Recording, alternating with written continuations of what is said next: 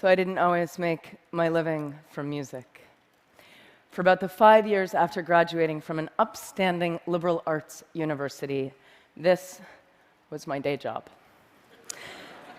I was a self-employed living statue called the 8-Foot Bride, and I love telling people I did this for a job because everybody always wants to know who are these freaks in real life. Hello.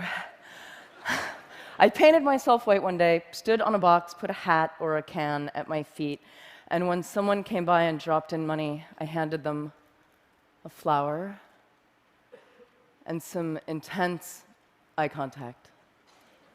And if they didn't take the flower, I threw in a gesture of sadness and longing as they walked away.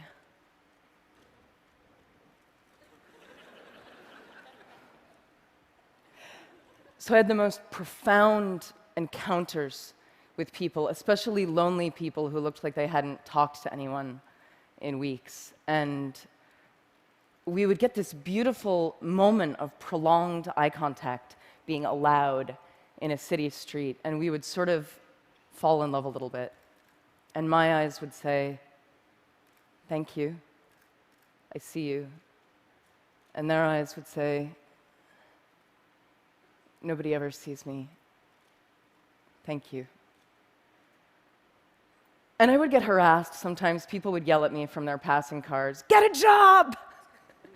And I'd be like, "This is my job." But it hurt because it made me fear that I was somehow doing something unjob-like and unfair, shameful.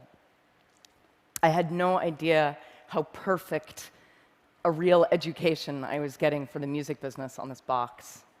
And for the economists out there, you may be interested to know I actually made a pretty predictable income, which was shocking to me given I had no regular customers, but pretty much $60 on a Tuesday, $90 on a Friday. It was consistent.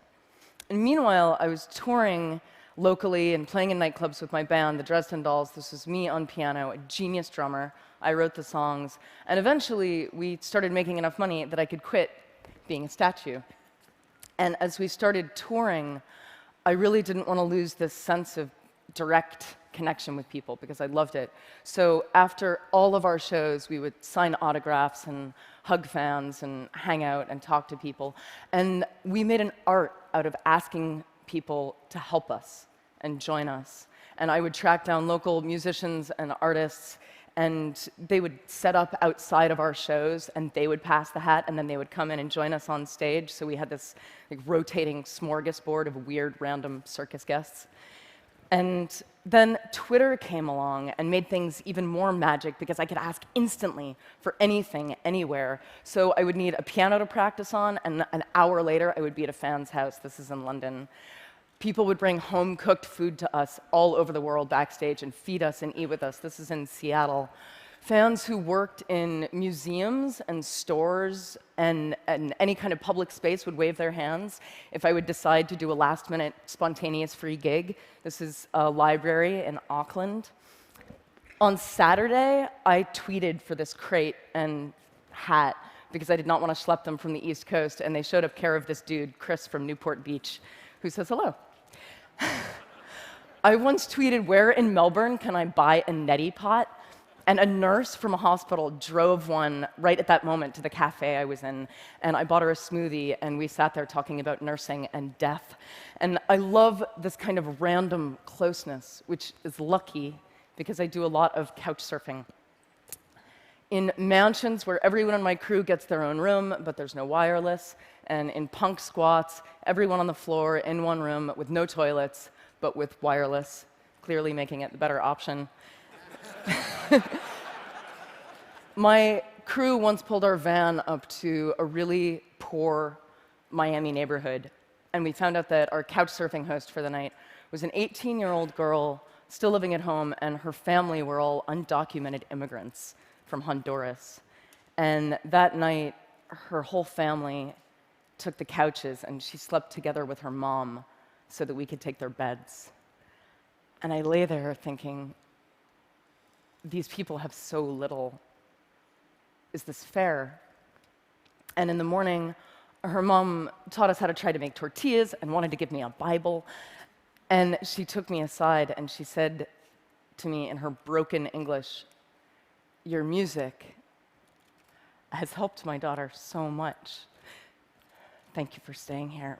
We're all so grateful." And I thought, this is fair.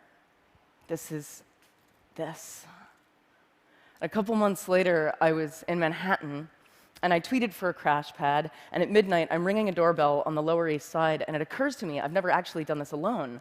I've always been with my band or my crew. Is this what stupid people do? Is this how stupid people die? And before I can change my mind, the door busts open. She's an artist. He's a financial blogger for Reuters.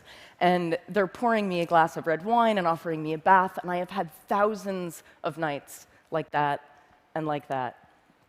So I couch surf a lot. I also crowd surf a lot. I maintain couch surfing and crowd surfing are basically the same thing. You're falling into the audience, and you're trusting each other. I once asked an opening band of mine if they wanted to go out into the crowd and pass the hat to get themselves some extra money, something that I did a lot.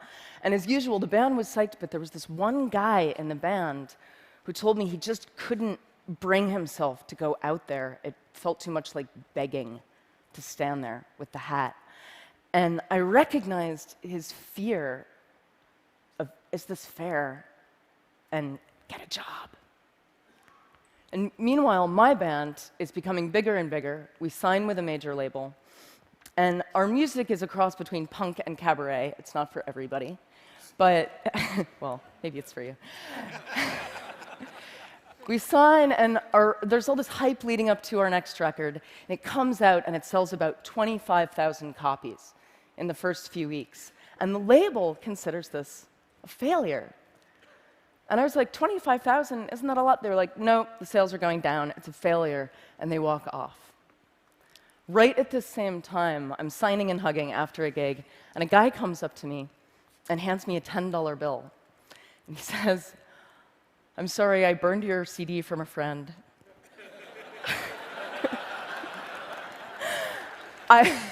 But I read your blog, I know you hate your label, I just want you to have this money. And this starts happening all the time. I become the hat after my own gigs, but I have to physically stand there and take the help from people. And unlike the guy in the opening band, I've actually had a lot of practice standing there. Thank you. And this is the moment I decide I'm just going to give away my music for free online whenever possible. So it's like Metallica over here. Napster, bad. Amanda Palmer over here. And I'm going to encourage torrenting, downloading, sharing, but I'm going to ask for help because I saw it work on the street. So I fought my way off my label, and for my next project with my new band, the Grand Theft Orchestra, I turned to crowdfunding. And I fell into those thousands of connections that I'd made, and I asked my crowd to catch me.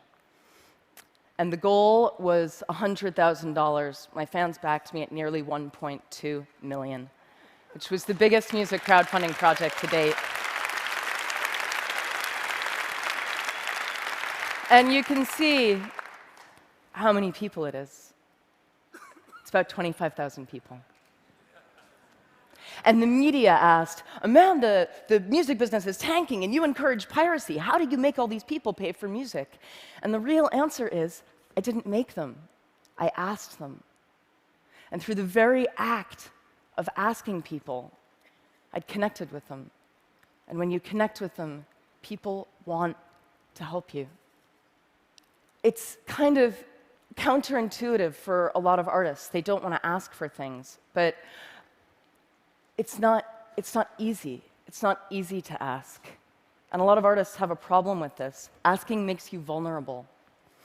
And I got a lot of criticism online after my Kickstarter went big for continuing my crazy crowdsourcing practices, specifically for asking musicians who were fans if they wanted to join us on stage for a few songs in exchange for love and tickets and beer. And this was a doctored image that went up of me on a website. And this hurt in a really familiar way. And people saying, "You're not allowed anymore to ask for that kind of help," really reminded me of the people in their cars yelling, "Get a job," because they weren't with us on the sidewalk, and they couldn't see the exchange that was happening between me and my crowd, an exchange that was very fair to us, but alien to them. So this is slightly not safe for work. This is my Kickstarter backer party in Berlin. At the end of the night, I stripped and let everyone draw on me.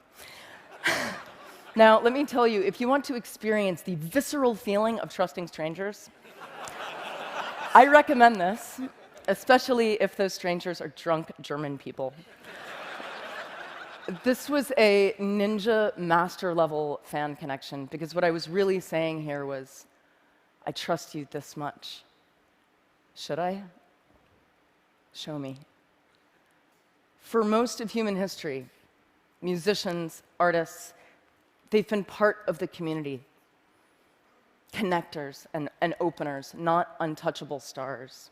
Celebrity is about a lot of people loving you from a distance, but the internet and the content that we're freely able to share on it are taking us back.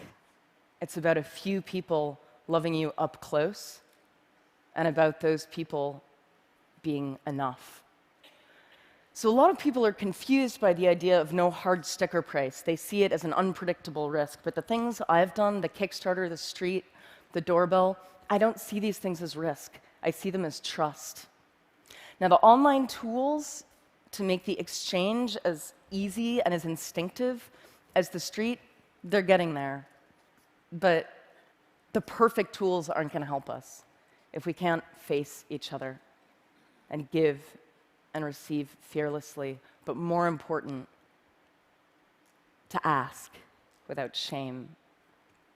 My music career has been spent trying to encounter people on the internet the way I could on the box. So blogging and tweeting, not just about my tour dates and my new video, but about our work and our art and our fears and our hangovers, our mistakes, and we see each other. And I think when we really see each other, we want to help each other. I think people have been obsessed with the wrong question, which is, how do we make people pay for music? What if we started asking, how do we let people pay for music? Thank you.